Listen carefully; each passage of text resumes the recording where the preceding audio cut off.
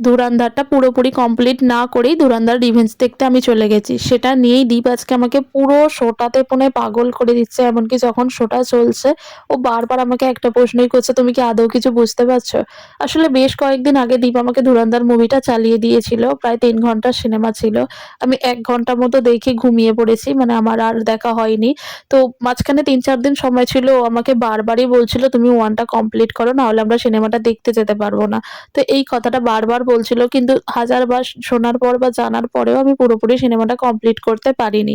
না কমপ্লিট করেই আজকে আমি রিভেঞ্জটা দেখতে চলে গেছি। তো সেটা নিয়েই দীপ আজ আমাকে পুরো পাগল করে ছেড়েছে। এমনকি সিনেমাটা চলাকালীন ও বারবার আমাকে একটা কথাই বলছে, "তুমি কি কিছু বুঝতে পারছো? তুমি কি কিছু বুঝতে পারছো সিনেমাটার?" তো যাই হোক, আমিই হয়তো ১ম ব্যক্তি যে কিনা মানে ধুরন্ধরটা কমপ্লিট না করেই রিভেঞ্জ দেখতে চলে গেছি। তবে বিশ্বাস করো, রিভেঞ্জটা আমার ভীষণ ভালো লেগেছে।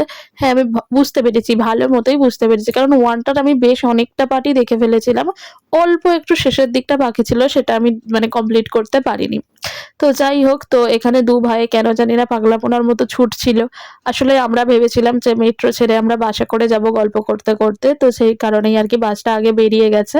ভেবেছিল দৌড়ে, দৌড়ে গিয়ে বাসটাকে ধরবে। কিন্তু দৌড়েও কোনো লাভ হয়নি, বাসটা ধরতে পারে